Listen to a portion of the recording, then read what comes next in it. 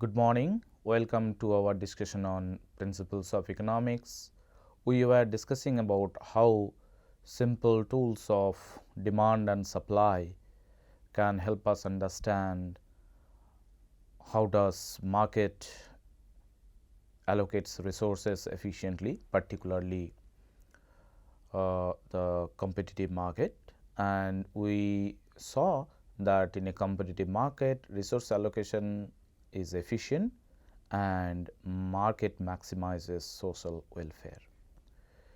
If you recall, one of our previous sessions, we were discussing about how to understand implications of government policies using the simple demand and supply. Now, today we will discuss one such government policy, rather one of the most important government policy, that is taxation, right. So, how does tax impacts the market participants? So, when there is no government intervention, when buyers and sellers they are maximizing their own utility or satisfaction, then at the end we are getting an outcome which is social welfare maximizing. Now, the question is, if the government intervene in the market in the form of taxation, so will it get the maximum social welfare again, or whether government intervention will change the market outcome as it was happening earlier without any intervention. So, in that context we are going to discuss about taxation. First of all, can you think of why do government impose tax? What is your understanding? So, if you think taxation is the major source, tax is a major source of government revenue. Sorry. So, tax revenue is the major source of government income rather.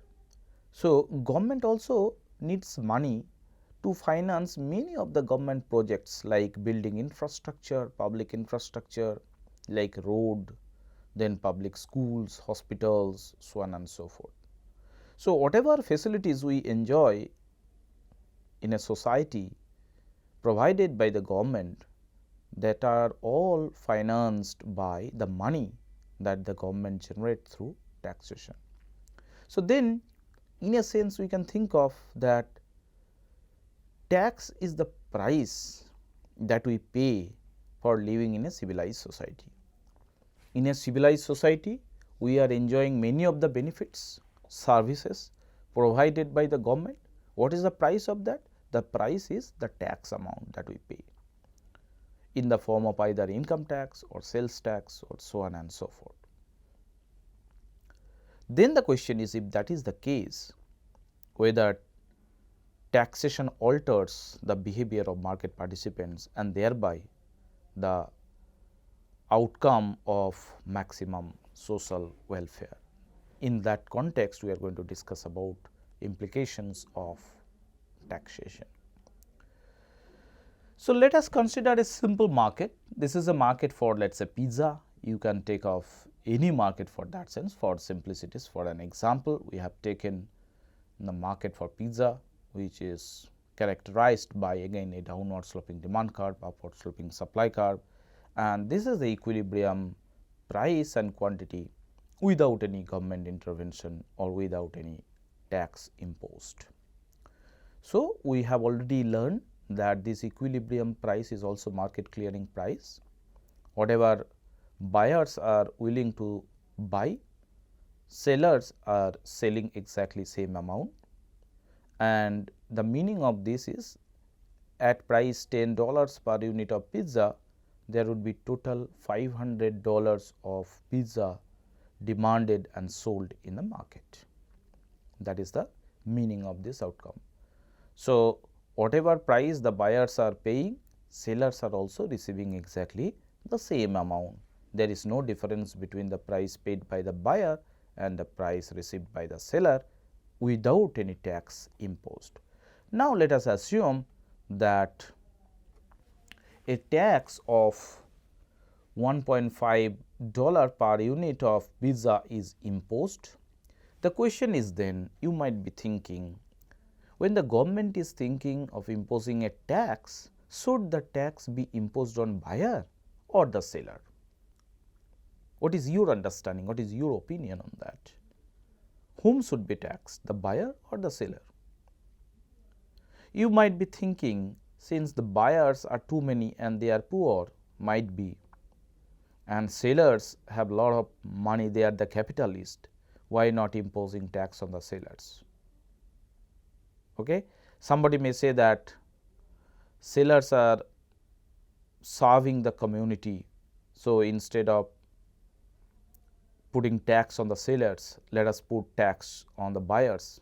So, if the buyers are ready to have pizza, if they have so much preference for pizza, even if tax is imposed, they will buy it. So, some people may support tax imposed on buyers, some people may support tax imposed on sellers. So, there is a debate and we do not know exactly at this stage whom should be taxed. But after listening to this story of taxation, you will understand a fantastic outcome of this. So, let us concentrate on this. At the end, you will get the answer whom should be taxed, the buyer or the seller. So, for the time being, let us assume that the tax is imposed on buyer. What is the tax amount? $1.5 per unit of pizza, right? Now, the question is, when the tax is imposed on buyers, what will happen to the demand curve and the supply curve? So, the price the buyer they have to pay now is $1.5 extra or higher than what they were paying earlier. So, as a result of which P would become 10 plus das 1.5. Okay. So, if you want the buyers to buy the same 500 units of pizza,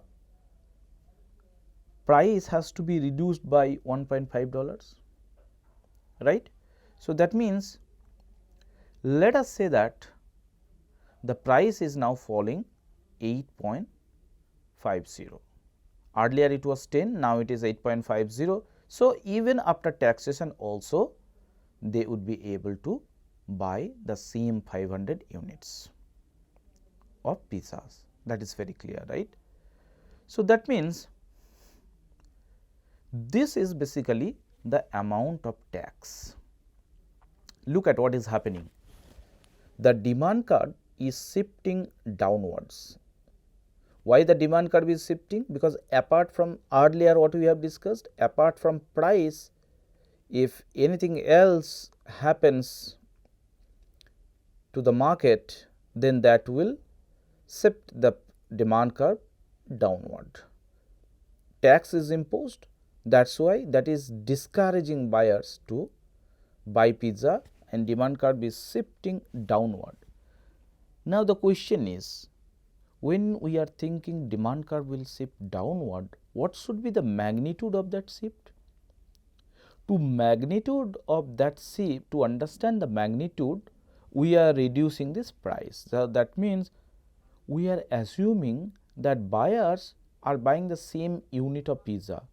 So, that means somebody has to pay the money from somewhere else, so that price goes down to 8.50, which they were paying earlier, right. So, if the price falls to 8.50, then only consumers would be able to pay the buy the same quantity.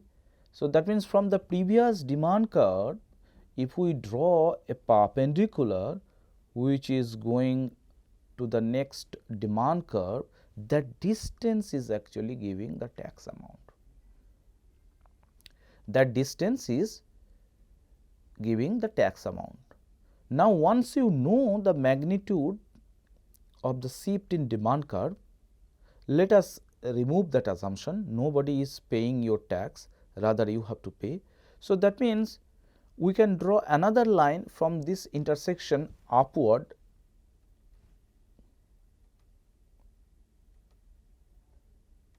Look at this. So, that means this line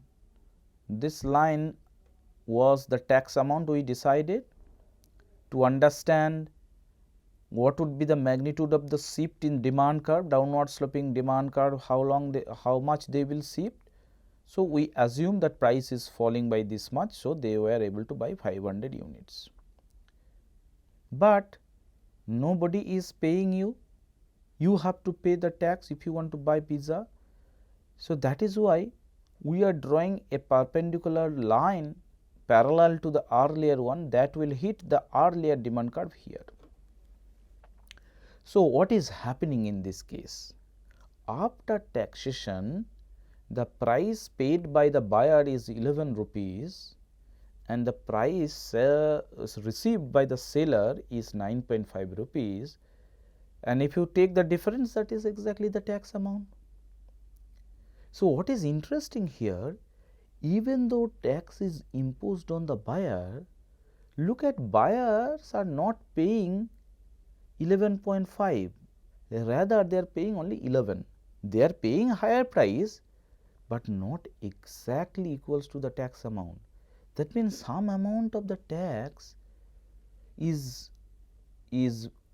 borne by the sellers also, because earlier they are receiving $10 per unit of pizza, now they are receiving only 9 rupees, $9.50.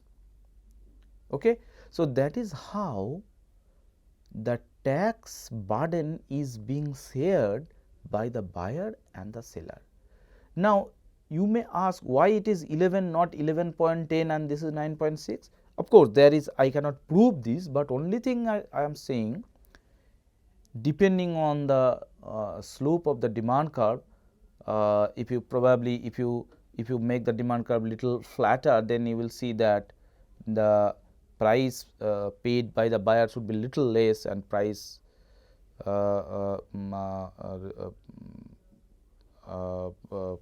received by the seller also would be little less, and then in that case the same amount of tax would be there. So, exactly the price what the buyers will pay and what the sellers will receive, that depends on actually the slope of the demand curve. If you make it little flatter or little steeper, you can easily understand. More steep the demand curve, then it will buyers will have to pay more after taxation. So, one thing is clear here, that even though tax is imposed on the buyer, both of them, both the buyers and seller, they are going to share the tax burden, right? They are going to share the tax burden. So, when tax is imposed on the buyer, this is the situation. Okay. Buyers are paying more than what they are paying earlier, sellers were receiving less than what they were receiving earlier. So, before imposition of tax, there was no difference between the price paid by the buyer and price received by the seller. But you see, after taxation, there is PB and PS. So, that means price paid by the buyer is not the same or not equal to price received by the seller. So, that means taxation distorts the market, creating a wedge or differential between PB and PS. That is very interesting phenomenon after taxation. Now, let us understand what will happen when tax is imposed on the seller. So, this is the tax amount, as I said earlier, right. So, how the burden of a tax is shared? In our example, buyers pay $1 more, sellers get 0.5 cents less, and that is how it is shared. Now, applying the same analogy, we need to understand what will happen when the tax is imposed on the seller, same amount. So, again, how do you analyze this situation? Supply curve, obviously, if tax is imposed on sellers, that will discourage the pizza sellers from selling pizzas. So, they will probably supply or sell less amount of pizza. So, supply curve will shift upward. But the question is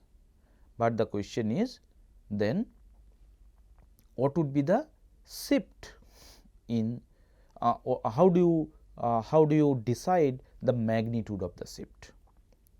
Okay. Supply curve will shift upward, but I do not know how much it will be shifted. To understand that, again the same assumption we have to make. Let us assume that somebody is paying the extra money to the seller so that they can sell the same 500 unit. So that means you have to give some extra price, and that should be equals to the tax amount. Let us say that somebody is paying to the seller of this amount. How do you decide that? If the seller has to sell the same 500 units, somebody has to pay the sellers the tax amount. Look at this. That is what I was telling. So, if somebody is paying this amount, price becomes 11.50, then received by the sellers, they will be selling the same 500 unit. But then nobody will give that money, sellers they themselves have to pay the money. So, once you know the magnitude of the shift, then what you do? You draw a parallel line. So, how do you do that? This is the tax amount, and once you know the tax amount, you shift the supply curve. So, first you know the tax amount and shift the supply curve, because to shift the supply curve you must know the magnitude. To shift the demand curve you must know the magnitude of the shift. How you are doing this? In the case of buyer, we were assuming somebody is paying the buyer so that the price is falling to 8.50, buyers were ready to buy the same amount what they were buying earlier before taxation. Same thing, to know the magnitude of the shift in supply curve, let us assume that price is now 11.50, that means they are getting additional 1.50 from somewhere else, exactly the tax amount, so that they are selling the same amount, and we know that now the supply curve will shift upward through this point, and this shift is basically the tax. So, now what you have to do from here, from this intersection of the new supply curve and demand curve, you draw a parallel line which will hit the earlier supply curve here. Look at this. So, the moment you draw the parallel line, this is hitting the earlier supply curve here, and that will determine what would be the price received by the seller post taxation. So, post taxation suppliers are receiving 9.50 and buyers are paying 11 rupees. What is interesting here? Whether that means the difference between the tax is between them, PB and PS is the tax amount. So, the outcome then is same. So, effect on price and quantity and the tax incidence are the same, whether the tax is imposed on the buyer or the seller. That is the interesting thing. That is the question what we raised earlier, that whether tax should be imposed on buyer or seller. Okay. Since the outcome is same, that is why instead of thinking tax is imposed on buyer or the seller, we say that tax is basically imposed on pizza, neither on the buyer nor on the seller. We say tax is imposed on the particular commodity. So, this is what we learned. A tax drives a wage. Wage means difference between the price buyers pay and the price sellers receive, which was same earlier, that means before taxation. This is one thing we learned, that tax creates a difference, distort the market, price paid by the buyer, price received by the seller are different, but outcome is going to be the same. That is the important thing what we have learned. Now, we will analyze the implications. What will happen when the tax is imposed? So, if we replicate from our learning in this new diagram, this is the demand, this is the supply. When tax is imposed, this is basically the size of the tax. Okay? The difference between the demand and supply, this vertical distance is the size of the tax, and from here I will get the price buyers pay, and from here I will get price received by the sellers, and this equilibrium price is price without tax. Okay, price without tax. Now, look at here how the tax affects market participant. What is the tax revenue? Tax revenue basically is going to the government, which is the tax per unit multiplied by total quantity sold in the market. So, T into Q, if we assume this T is the tax per unit. Look at what is happening. So, this is the tax amount per unit and this is the quantity sold in the market. So, if you multiply these two, T into Q basically means the area of this rectangle. Look at this, this is the tax revenue. Okay, this is the tax revenue.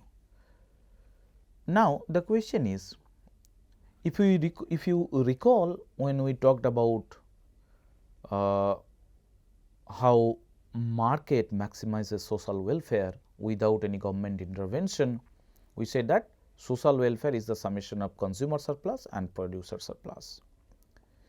So, when the tax is imposed, the question is what is happening to consumer surplus, what is happening to the producer surplus?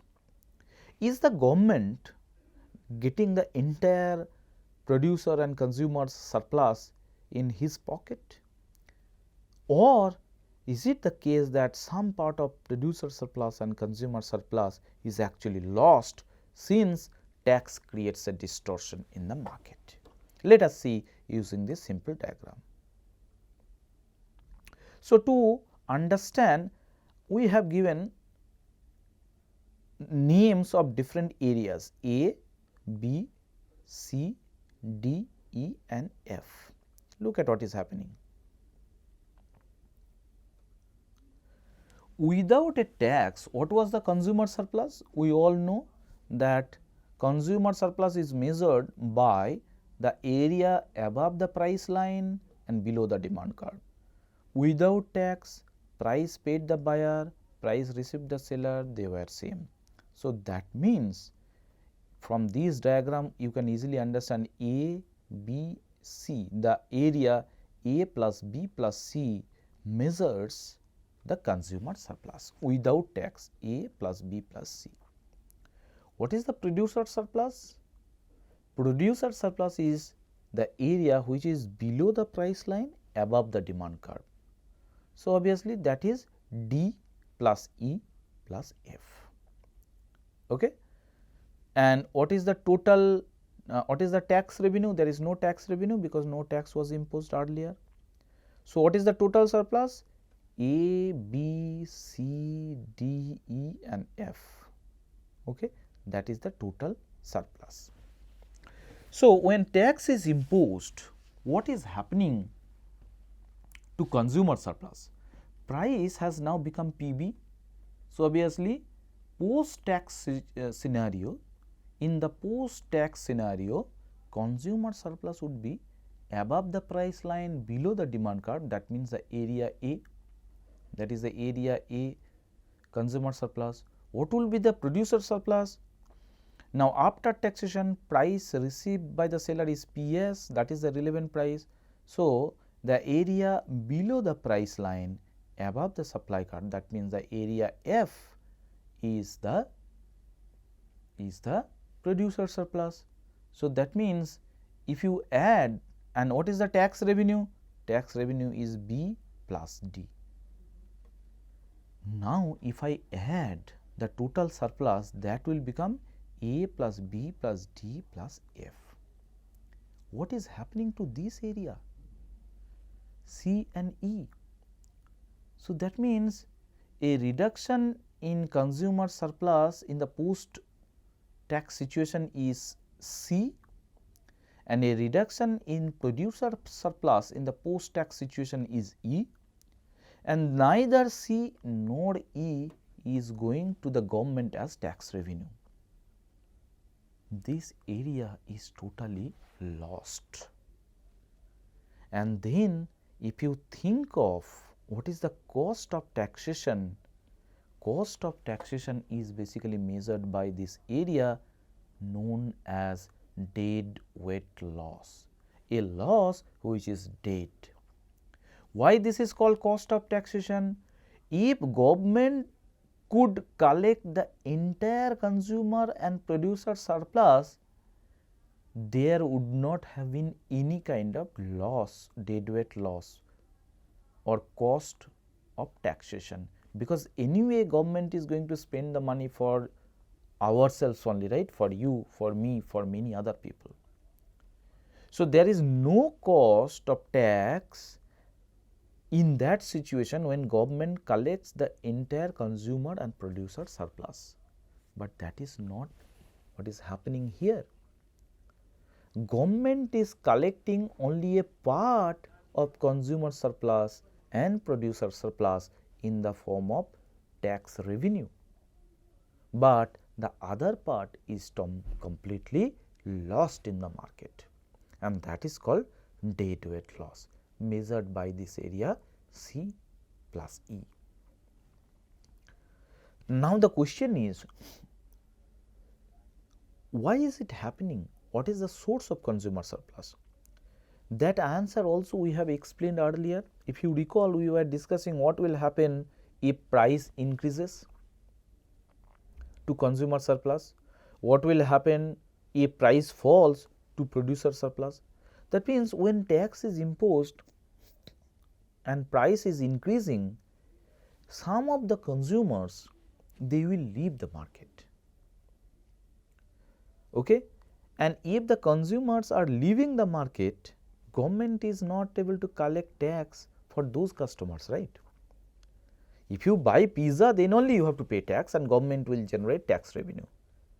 But when pizza price is increasing, if some customers they are not buying it, that means government is not able to collect tax from those customers, and that is a loss of consumer surplus. Secondly, even if you are buying pizza, probably you will buy less amount of pizza compared to what you were buying in the pre-tax situation. These are the two sources of reduction in consumer surplus, that means the area denoted by C. Okay. What is happening? What is the source of E? Look, in the post-tax situation, price received by the seller is less than what they were receiving earlier. So, if that is the case, some sellers would find pizza business not so attractive after taxation, they will leave the market, and if they leave the market, obviously government is not collecting any tax. Existing customers, existing sellers, they are supplying less pizza, and as a result of which the area E is generated, which is a reduction in producer surplus. These are the reasons why deadweight loss happens after taxation. So, the fall in total welfare include the fall in consumer surplus, the fall in producer surplus, and the increase in tax revenue. That is how market participants are affected by tax. The losses to buyers and sellers exceed the revenue received by the government. As I said, government is collecting only a part of consumer surplus and producer surplus, and remaining is totally lost, which is called a deadweight loss, fall in total surplus which is not going to the government's pocket. So, taxes cause deadweight losses because they prevent buyers and sellers from realizing some gains from trade. Look at what is happening. When tax is imposed, quantity sold earlier it was Q1, now this is Q2. What is happening at Q2? Look at, cost to the seller is only this much and benefit to the buyer is this much given by the demand curve. So, that means there is a potential to further exchange. We have learned already, as long as marginal benefit of supplying a particular unit is greater than marginal cost, there should be further gains from exchange or trade, but tax is preventing that. Tax is preventing that. That is why there is a loss in total surplus or social welfare. So, value to the buyers is much more than cost to the seller, but still they are not able to go up to this point because of this tax. Tax creates a distortion in the market. So, this is the lost gain from trade. This deadweight loss is basically the lost gain from trade.